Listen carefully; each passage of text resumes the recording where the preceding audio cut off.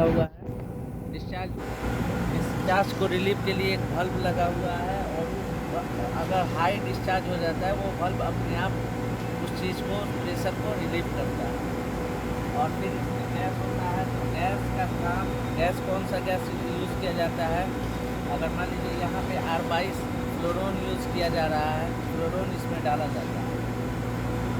R22 का क्या होता है, सक्शन प्रेशर और डिस्चार्ज प्रेशर 60 से 70 सक्शन प्रेशर होता है, और डिस्चार्ज होता है आपका, डिस्चार्ज हो गया 250 से 300।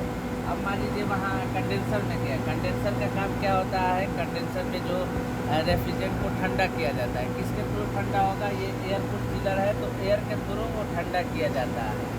तो कंडेंसर में सेंसिबल हीट बोलते हैं। सेंसिबल हीट का काम क्या है, हीट 4 तरह का होता है। एक सेंसिबल हीट होता है, लेटेंट हीट होता है, सुपर हीट होता है, सब कूलिंग होता है।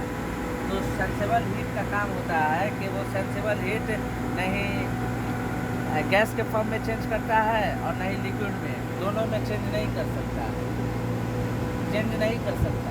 सेंसिबल